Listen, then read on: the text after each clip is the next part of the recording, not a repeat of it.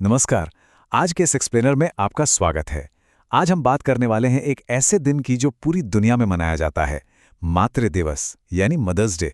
लेकिन इसके पीछे की जो कहानी है ना, वो बहुत ही गहरी, सांस्कृतिक और सच कहूं तो काफी हैरान करने वाली है। अक्सर हमारे दिमाग में आता है, क्या मदर्स डे का मतलब सिर्फ एक ग्रीटिंग कार्ड खरीदना या फूल देना भर है? आज हम इसी सवाल की गहराई में जाएंगे, क्योंकि जो चीज हमें आज एक बहुत ही मॉडर्न ट्रेडिशन लगती है, उसके तार प्राचीन कथाओं, बड़े बड़े भू राजनीतिक संघर्षों और एक बहुत ही इमोशनल मोड़ से जुड़े हुए हैं। तो आज की हमारी चर्चा कुछ इस तरह आगे बढ़ेगी। पहले हम प्राचीन सभ्यताओं में मातृ पूजा को समझेंगे, फिर देखेंगे कि आधुनिक मातृ दिवस का जन्म कैसे हुआ। इसके बाद हम दुनिया भर में इसके सांस्कृतिक महत्व पर नजर डालेंगे और आखिर में बात करेंगे इसके बाजारीकरण की एक कड़वी सच्चाई के बारे में। चलिए सबसे पहले चलते हैं अपने पहले भाग की तरफ, प्राचीन सभ्यता और मातृपूजा। अगर हम इतिहास के पन्ने पलटें तो पता चलता है कि माँ के प्रति सम्मान जताना इंसानों की एक बहुत ही स्वाभाविक फितरत रही है। सोचिए, प्राचीन ग्रीस में देवताओं की मां सिबेले की पूजा से लेकर रोम में मैट्रोनालिया उत्सव तक ये परंपराएं हजारों साल पुरानी हैं। और फिर 16वीं सदी के यूरोप और ब्रिटेन को ही देख लीजिए, जहां मदरिंग संडे पर नौकरों को बाकायदा एक दिन की छुट्टी दी जाती थी ताकि वे अपने परिवार के पास जा सकें और अपनी मदर चर्च में हाजिरी दे सकें।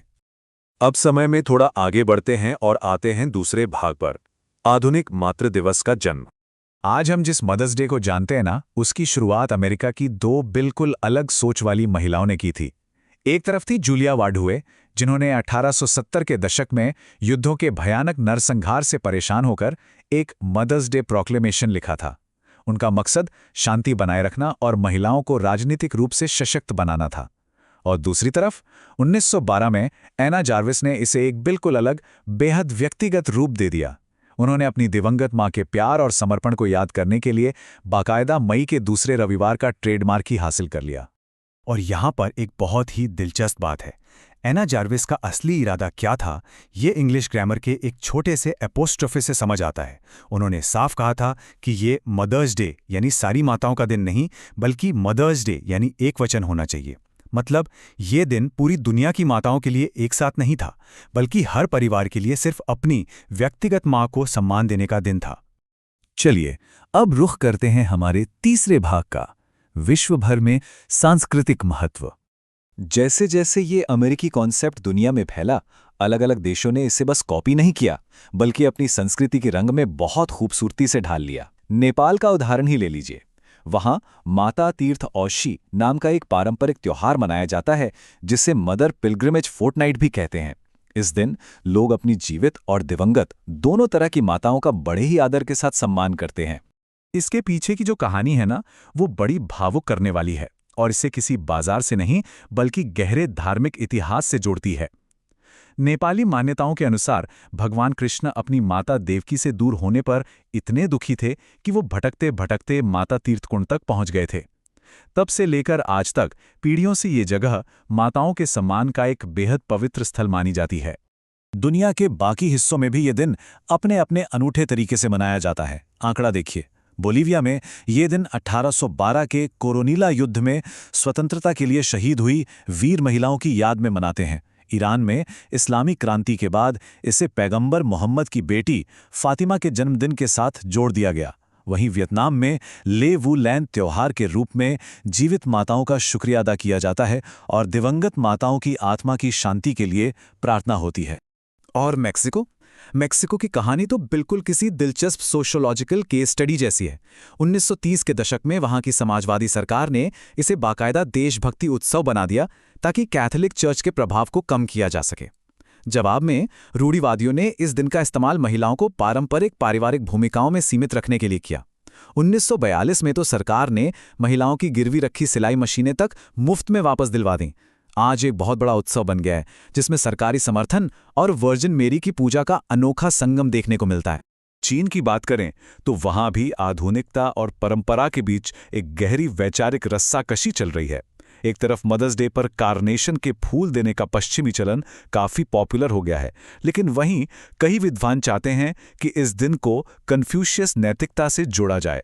उनका सुझाव है कि दार्शनिक मेंशियस की मां के सम्मान में पारंपरिक सफेद लिली दी जानी चाहिए, क्योंकि इतिहास में चीनी माताएं अपने बच्चों के घर से दूर जाने पर अक्सर यही फूल लगाती थी। और अब हम पहुंच गए हैं इस एक्सप्लेनर के अंतिम भाग पर, बाजारीकरण, एक कड़वी सच्चाई। जरा एक पल रुककर इस भारी भरकम आंकड़े को देखिए, $2.6 बिलियन। जी हां, अकेले अमेरिका में सिर्फ इस एक दिन पर केवल फूलों पर इतनी बड़ी रकम खर्च कर दी जाती है ना पूरी तरह से हैरान करने वाला। और गहनों के बाजार का हाल तो और भी चौंकाने वाला है। जरा सोचिए, अमेरिका की पूरी ज्वेलरी इंडस्ट्री साल भर में जितना भी पैसा कमाती है, उसका लगभग 8% हिस्सा सिर्फ और सिर्फ इसी एक आयोजन की वजह से आता है। कंज्यूमरिज्म ने इस दिन को इसके पवित्र और सांस्कृतिक मूल से बहुत दूर कर दिया है। अमेरिका में ये साल का वो दिन होता है जब रेस्टोरेंट्स में सबसे ज्यादा भीड़ होती है। लोग स्पा और पैम्परिंग गिफ्ट्स पर $1.5 बिलियन से ज्यादा लुटा देते हैं, और तो और $68 मिलियन तो सिर्फ ग्रीटिंग कार्ड्स पर ही खर्च हो जाते हैं।